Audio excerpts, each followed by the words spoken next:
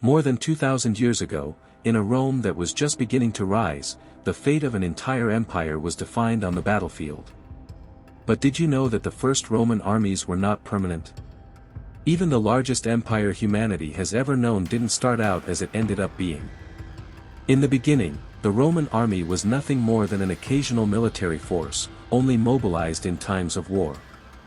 So how did it go from being a group of improvised recruits to becoming an unstoppable war machine? The secret of their success lay not just in brute strength but in discipline, strategy, and the system that transformed the Roman legion into the backbone of the empire.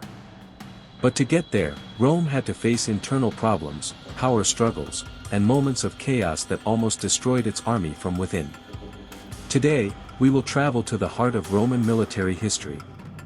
We will discover how, in just a few centuries, an occasional unit became the most feared force of antiquity.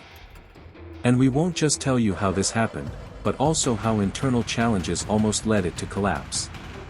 Are you brave enough to uncover the secrets of the Roman legion? Stay with us, the best is yet to come. At first, Rome was not the vast empire we know but a small city rising between the hills of the Tiber.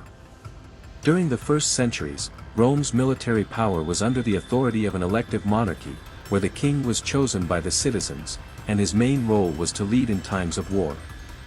The Roman monarchy, which lasted from its foundation in 753 BC to 509 BC, was a key period in the formation of the Roman army, although there was still no permanent structure.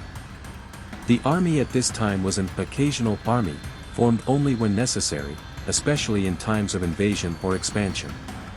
The early Roman legions were not regular, they were summoned to defend the city or to launch campaigns in neighboring territories. The term legion, which comes from the Latin legio, meaning to gather or to choose, reflects this approach. Instead of a professional and permanent army, Rome gathered its citizens into military units as needed. The Romans had not yet developed a standing army, their army was largely a response to immediate threats. It's important to note that it wasn't a full-time army, most of its members were Roman citizens who enlisted only during wars. The Roman king, as the military leader, was responsible for commanding these forces, and decisions about when to mobilize and how to organize the defense of the city fell under his command. The army was primarily a tool for protection, and its existence was more focused on ensuring the survival of young Rome than on expanding its territory. Despite these limitations, these early armies were crucial in establishing the foundations of what would become Rome's future war machine. It was during these early moments, during wars with neighboring peoples, that Rome began to form the identity of its legions, creating a structure that would be perfected in the centuries to come. As Rome began to expand, the needs of the army changed dramatically. In the early years, the legions were formed only when needed, but over time, wars became more frequent, and threats to the Roman borders increased. It was then that, in the 4th century BC, Rome took a crucial step in transforming its army into a professional force. Compulsory military service was established. This change completely transformed the military structure of Rome. From that point on, all Roman men of certain ages had to serve in the army, regardless of their social status or whether they owned land. Military service was no longer an option for Roman citizens but a legal obligation, which ensured that Rome had a permanent military force. This change not only increased the number of available soldiers but also transformed the Roman legion into a much more organized and disciplined unit. Recruits were systematically trained, and they were taught combat tactics and how to build formations that would become key to Roman victories. With compulsory military service, Rome began to recruit on a massive scale, not only from its elites but also from the lower classes. The soldiers were trained to fight in unity, meaning the structure of the legion became even more effective. Additionally, recruits were not only soldiers, but they became part of a logistical machine that provided the legions with supplies and equipment for long campaigns. This system, although rudimentary at first, gave Rome a crucial advantage. Not only did they have a constant army, but they also formed it with a hierarchical and professional structure that had never been seen before in the ancient world. In just a few years, Rome would go from having an occasional army to possessing one of the most powerful and efficient forces in the world. Despite the efficiency and organization that characterized the Roman legions, not everything was always perfect within their ranks. Like any army, the Romans also faced internal challenges that threatened to destabilize their military strength. One of the most frequent problems was desertion. Although Roman soldiers were trained and disciplined, they could not always endure the harshness of military life. Long campaigns, difficult living conditions, and tensions within the legions led many to abandon the army. Additionally, the lack of regular payments and the unfulfilled promises from the Roman government were factors that caused frustration among the troops. Another significant challenge was the revolts within the legions themselves. Although loyalty was a core value, not all soldiers shared the same commitment to the Roman cause. At times, differences between soldiers and officers, or social tensions within the army, would lead to internal conflicts. One of the most notorious revolts was that of the legions during Emperor Tiberius's time, when a part of his troops rebelled due to the failure to fulfill their rights. Rome also had to face the problem of power struggles within its own ranks. As the legions expanded and became more professional, some ambitious officers sought to win the favor of the troops to advance in their military careers, which created rivalries and tensions within the units. At times, this led to disturbances that required emperors to intervene to restore order. Despite these problems, Rome managed to handle internal crises with a combination of strict discipline and measures to keep morale high. Roman generals, such as Julius Caesar, understood that keeping the army united was crucial, so they took steps to ensure the loyalty of their troops, such as increasing pay or guaranteeing that the legions would receive rewards after victories. These internal challenges, though difficult, were also a key factor that allowed Rome to learn and adapt, making its legions an even more formidable force over time. The Roman legion was not a homogeneous mass of soldiers, but a meticulously structured military unit. Each legion was organized into different groups of soldiers with specific roles. The efficiency of this organizational system was one of the key factors that allowed Rome to defeat much larger and more organized armies. At the heart of the legion was its system of 3 lines of infantry, the Estati, the Principes, and the Triarii. Each of these units had a specific purpose and function in battle, and their arrangement on the battlefield was carefully planned to make the most of their abilities. The Estati, the youngest and least experienced soldiers, formed the first line. These soldiers were not as well protected as the others, but their agility and bravery allowed them to act quickly. Armed with short spears and square shields, their main function was to face the enemy directly, launch the first wave of combat, and, if necessary, retreat quickly to allow the following groups to take over. Behind them were the Principes, more experienced soldiers who wore better armor and carried heavier weapons, such as javelins. The Principes were the backbone of the Roman army, capable of sustaining a prolonged battle and adapting to the changing circumstances of war.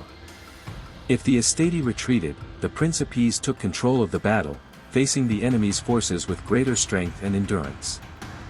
Finally, at the back of the legion were the Triarii, the most experienced and well-prepared veterans. The Triarii were the last line of defense, and their appearance on the battlefield signaled the critical moment of the confrontation. Armed with long spears and large shields, the Triarii maintained a dense formation, ready to repel any enemy attack. If the Estati and the Principes could not hold the enemy, it was the Triarii's turn, who, with their experience and formation, restored the stability of the battle. This system of 3 lines not only improved the effectiveness of the legion but also allowed the Romans to carry out a constant and coordinated attack, no matter the intensity of the combat.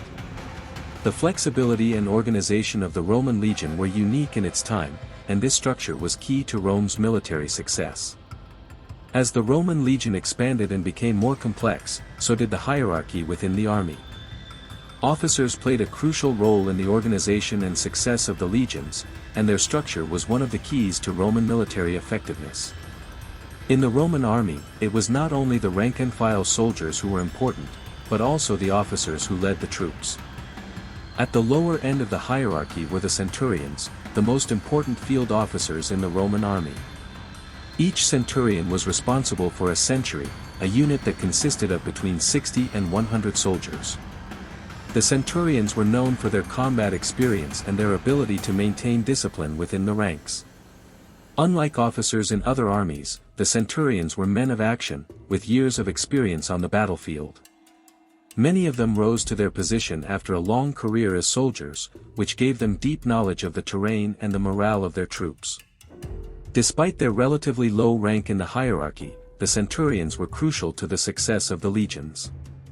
During battles, they were the ones who directed the formations and ensured that orders were executed to the letter. In times of peace, the centurions oversaw training and the daily life of the soldiers. The centurions were also known for their strict but effective methods to maintain order, which ensured that the legion remained in optimal fighting condition. Above the centurions were the senior officers, such as the tribunes, who had a more administrative and political function. The tribunes were usually young men from the Roman aristocracy who served in the legion as part of their political career. Although they were not always experienced in combat, they played an important role in the organization and strategic decisions of the army. At the top of the Roman military hierarchy was the legate or legatus Augusti, who was the commander of a legion. The legate was a figure of great prestige, appointed by the emperor, and had the responsibility not only of leading the legions in battle but also of overseeing military operations in the province under his command. Often, the legate also acted as the governor of the region, combining military and civil power, which gave him great influence both in the army and in Roman politics. This hierarchical structure, from the centurions to the legates, ensured that each unit of the legion was led by experienced, responsible, and well-prepared men, which made the Roman army one of the most efficient and feared forces in history. The key to Rome's military success was not only the number of its legions but also its ability to execute advanced combat tactics. The Roman legions were known for their meticulous organization and strategic preparation, which allowed them to win battles even against much larger armies. One of the most famous tactics of the Roman legions was the testudo formation, or tortoise formation. This tactic was primarily used in battles where the Roman army faced a barrage of projectiles, such as arrows or stones. The soldiers would line up shoulder to shoulder, with their shields forming a solid wall in front and above them, protecting the entire unit. This formation not only protected the soldiers but also allowed them to advance without losing their order, giving them a crucial advantage on the battlefield. Another key tactic was the use of the manipulus, a unit of about 120 men that allowed for greater flexibility in battle. Unlike traditional armies that formed long, rigid lines, the Romans could move their manipuli quickly, adapting to changing combat situations. This flexibility allowed them to flank the enemy or reorganize their forces quickly, something many enemy armies could not do. The Romans were also known for their meticulous preparations before battles. Each legion not only trained in physical combat but also trained in building quick fortifications and using war machinery such as catapults and ballistae. Before a major battle, the Roman legions could build fortified camps in a matter of hours, giving them a strategic advantage as they could remain protected while planning their next move. Roman strategy was not limited to the battle itself but also extended to logistics and supply. Rome understood that a legion could not function properly without a constant supply of food, water, and equipment. Therefore, the legions always carried essential supplies with them and ensured they had secure supply routes. This often allowed them to maintain long campaigns without losing effectiveness, unlike other armies that quickly wore out in the field. In summary, Roman combat tactics were so effective because of the combination of discipline, organization, and adaptability. Every Roman soldier knew exactly what to do on the battlefield, and the formations and strategies were designed to maximize their efficiency and minimize risks. This meticulous preparation and mastery of military strategy were crucial for Rome to become the dominant empire of the ancient world. In addition to the soldiers of the legions, the senior officers were fundamental to the structure and success of the Roman military machine. These officers not only commanded on the battlefield but also played a crucial role in the politics and administration of the Roman Empire. At the top of the hierarchy was the legate of the legion, a high-ranking officer who was directly appointed by the emperor. The legate not only led the legion in battle but was also responsible for the operations in the province where they were assigned. This position combined both military and civilian responsibilities, which granted the legate enormous power both in war and in the administration of the conquered territories. The Laticlavian tribune, a member of the Senate, was another high-ranking officer within the legion. Although they generally lacked military experience, their primary role was to oversee the operations of the legion from a more strategic and political point of view. Their role was a stepping stone for young Roman aristocrats seeking to advance in their political careers, combining military power with the political power of Rome. The Angusticlavian tribune, on the other hand, came from a lower social class but still held a higher military rank. Often, Angusticlavian tribunes were experienced cavalry officers or officers of specialized units, and their role was more technical and tactical within the legion. They were the ones who supervised the movements of the troops on the ground and ensured that orders were carried out with precision. Another important position was that of the camp prefect, who not only supervised the daily activities of the legion but was also responsible for the construction and maintenance of military camps. Roman camps, which were quickly built before and after each battle, were essential for Roman military strategy, and the camp prefects played a crucial role in preparing these. Although these officers had a wide range of responsibilities, they all shared a common skill, the ability to effectively lead and manage the Roman legions, both in times of war and in times of peace. Senior officers were key to the cohesion of the Roman forces, ensuring that the army was not only effective on the battlefield but also functional in its daily operations. In Rome, military service was not only an obligation but also a privilege. For Roman citizens, serving in the army not only granted them the right to defend their city but also opened doors to a better social and economic position. Initially, the Roman army was composed mainly of the wealthiest citizens, who served in the cavalry, and the less affluent, who formed part of the infantry. However, with the establishment of mandatory military service, all Roman citizens, regardless of their social class, had to enlist. This allowed the composition of the army to change, creating a much more inclusive and diverse force. Although most of the soldiers were recruited from the citizens of Rome, many of them belonged to lower classes and therefore did not own land or wealth. As the empire expanded, Rome began to reward its soldiers with land and money, which allowed them to rise socially. Once a soldier completed their service, generally after 20 years, they were discharged and granted a reward in the form of land or a pension. This practice not only ensured the loyalty of the soldiers but also encouraged the expansion of the empire, as many soldiers settled in the newly conquered lands, forming new colonies and helping to consolidate Roman rule. In fact, this system of rewards and privileges not only helped strengthen the army but also solidified Rome's power in the newly conquered regions. Soldiers, by becoming landowners, became a fundamental part of Roman society, contributing not only to territorial expansion but also to the construction of the empire from its foundations. Thus, Roman military service became a means of social advancement, obtaining wealth, and, in many cases, ensuring a better life after service. This unique system greatly contributed to the enduring success of Rome and solidified the relationship between the military class and the political class in ancient Rome. Looking back and analyzing the evolution of the Roman legion, we can see how a series of reforms, tactics, and organizational structures led Rome to become one of the most powerful civilizations in history. The Roman legion was not only a formidable army but also represented the reflection of an organized, disciplined, and strategic society. From its beginnings as an occasional force during the days of the elective monarchy to becoming a professional war machine, the Roman legion shaped the future of the Roman Empire and left a legacy that would be emulated by armies around the world for centuries. Over the centuries, the flexibility, discipline, and tactics of the Roman legions evolved, allowing Rome to conquer land stretching from Britain to Egypt. The legions not only defended the empire but were also instrumental in its expansion, ensuring that Rome established itself as a global superpower. The impact of the Roman legion on military history and Western culture is undeniable. The lessons of organization, strategy, and discipline are still studied and applied in modern armies. But beyond war, the Roman army left a profound mark on how societies, governments, and power structures were organized.